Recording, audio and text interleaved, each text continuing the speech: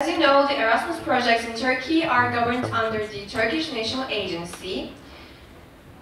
And the thing we're doing is called Etwinning.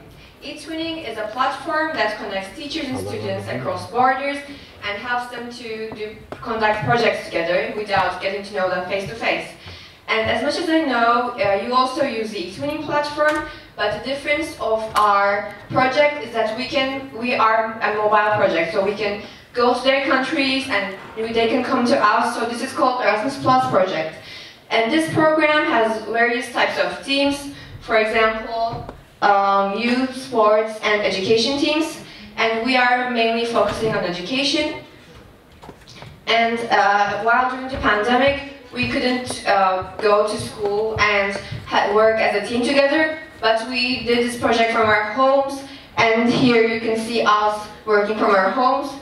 And this year we are working together as a team at school, so as in these pictures you can see us working. And now my friend Nisan will explain to you about our partner schools.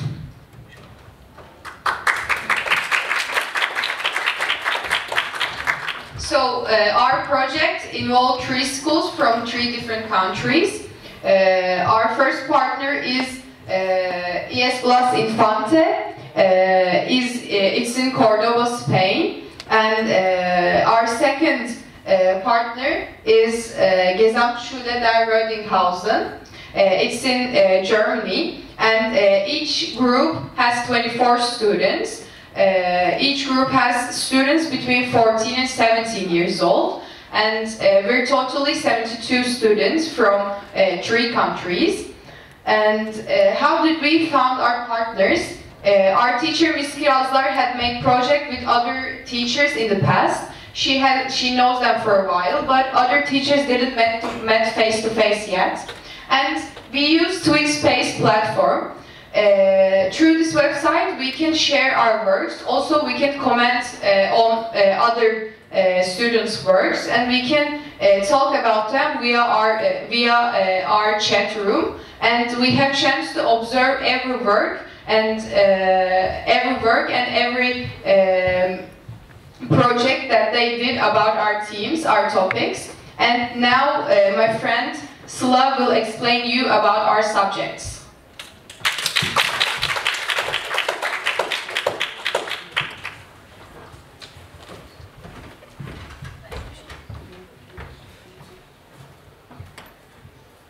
Hi everyone, I'm Sıla and will be telling you the reason why we chose technology as a subtopic of our project. As members of this project, we are all young minds from different countries with various cultural values. The only thing that could bring us together was naturally technology. Think about yourselves, you call your mother and tell her that you are going to be late. You do homework on computer, you text with your friends, you make friends online. In short, we can say that you are nothing actually without technology. Besides, it is the best tool that connects us together. It is our common problem too. The more it is in our lives, the more dangerous it can be. Above all, it has an addictive effect on us. We are in a situation that we can't do anything without technology. And it became our priority. We talk no more face-to-face, we don't mention about our day, we don't ask people how they are doing and just watch others on internet. We have no our own lives. We lost our creativity and humanity. We communicate behind the screen and don't see the people on the other side, and that is why it is easier to hurt someone in internet. For all these reasons, we aim to search for ways in which we can use technology effectively and consciously. We wanted to prove that we could still have social skills and concepts like empathy, respect, tolerance, kindness, devotion, friendship, while we were gaining knowledge about the world waiting for us. To prepare ourselves for a future world in which it is more valuable to have soft skills than academic success, we had to improve ourselves on social basis. We are in an era that everything turns into digital and global area. in which there are no more boundaries. As Generation Z, who was born into this time, we should be aware of things happening around us, raise ourselves as all-round individuals, and be prepared for any situation. Also, when we started this project, there was a pandemic going on, which is an indispensable part of our life now. The whole world went into lockdown, was afraid to go outside and be with other people.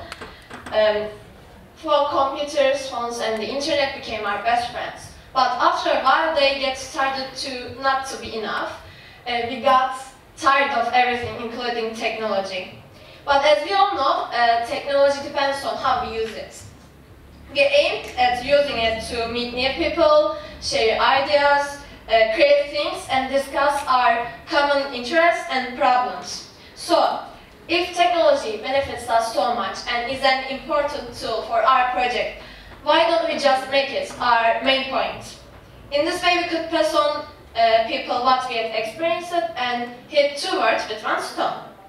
After all these experiences, it was the time for us to say heads up.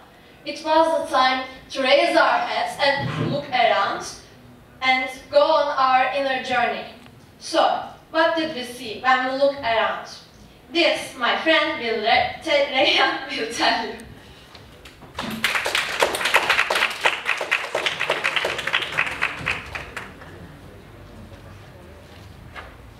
Okay, I'm going to talk about COVID-19 and its consequences.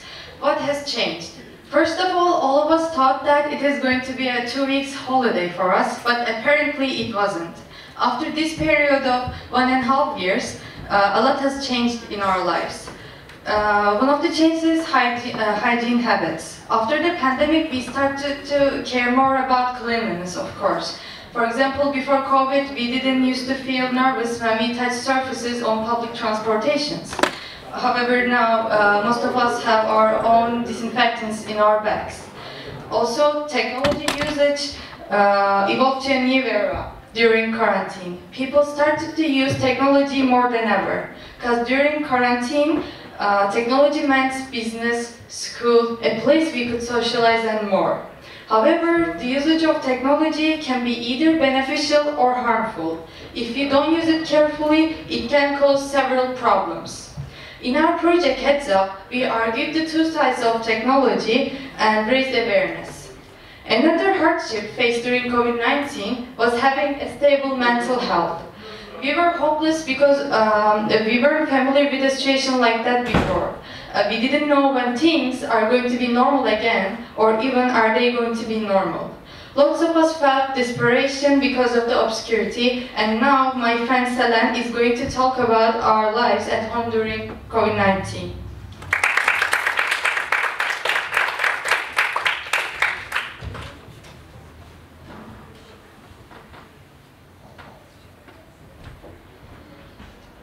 Hi. As Reyhan said before, it was a vacation to us for 2 weeks. We were happier than ever until the time we faced the realities of the pandemic. We had to do all the things online, such as classes. Also, there were certain things that can't be replaced at all. For instance, socializing. At home, not seeing people led people to feel depressed and lonely. And there were limited things to do at home, even though we liked those activities. For example, watching movies, playing games, or surfing in the internet. These activities are fun, yeah, but they're not really productive, and being unproductive for more than a year made people feel hopeless and useless. However, thanks to our project, as Heads Up team, we met a lot of people online via benefiting from technology. Also, we kept producing things based on chosen topics by our conductor teacher, Ms. Kirazlar. For example, this is a comic I made for this project. Like this project, technology has so many advantages and disadvantages on our lives, and it affected us so much during the last 2 years. And now my friend Efe will explain you the effects of the technology during pandemic.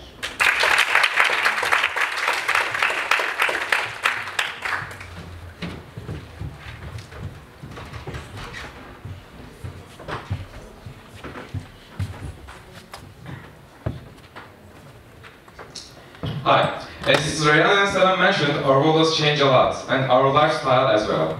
For example, the economics changed in their basis. Like, we use some like bitcoins and different kind of monies, and our lives were nothing but technology and technological devices at that time. In that timeline, technology has developed and more people are getting connected by telephones or via internet. Technology was the most helpful and useful thing. However, older people than us couldn't as easily as we could adapt to using technological devices more than ever. Did you realize that we have some things in common? For example, when we don't have internet access for longer than 4 hours, we usually get stressed and being stressful. And we let the internet choose what we are going to do in a day. Also, even more than half of us, exactly 56% of us, has an online friend that we have never met in real life. Nearly 65% of us think AI has a good impact at our lives, and the internet will be a bridge between us. Tech-savviness is also getting a bigger and more important role among our generation, and companies also want to see these skills at the job interviews.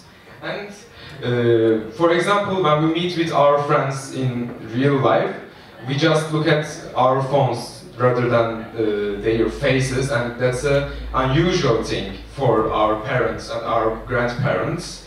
I think now we can easily understand how we are addicted to the technology and technological devices. But we have wondered how addicted we are to technology and made a challenge for that.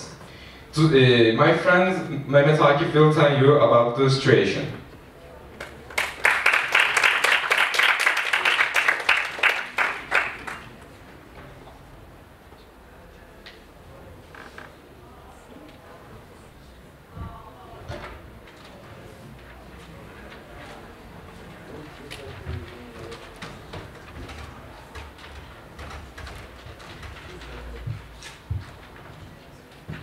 So the rules of this challenge were really simple.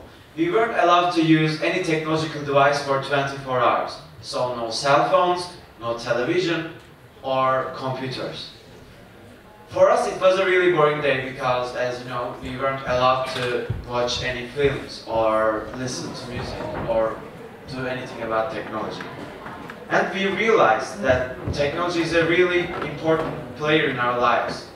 And we use technology every day. So what I learned was technology is really important, so we can't cut it out of our lives. But instead of that, we can learn how to use it effectively and healthy. And some of us took actions about reducing their technology time. One of us decided not to use telephones while he's studying his homeworks. And our parents were really very happy about this challenge, because we talked with them more while we were doing this challenge. In the end, we learned consequences of a lot usage, and we took actions. And we also thought about whether technology has some dangers inside. My friends Selin and Betül will explain e-safety.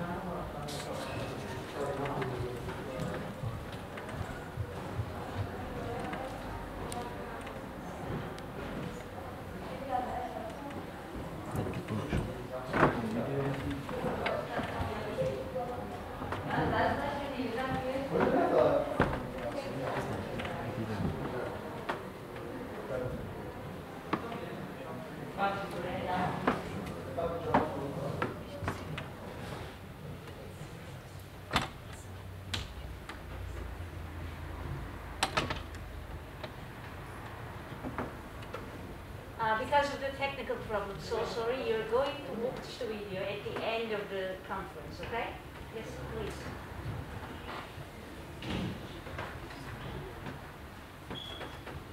And now I'm going to talk about cyberbullying first.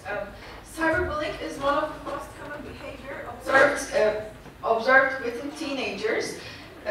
Bullying can be everywhere, like as you know, like at schools or generally in society, but cyberbullying is a situation you may encounter on the internet by anonymous people. That's why it's hard to deal, because you don't know the person next to you. And in order to prevent it, you must avoid showing hate and report the bullies if you witness. We should also support people who have been exposed to cyberbullying. Here you can see the poster we made about mobbing. And what's e-safety? The term of e-safety covers the correct and safe usage of the internet. And here in the picture you can see one of the posters of a Spanish student we are working with.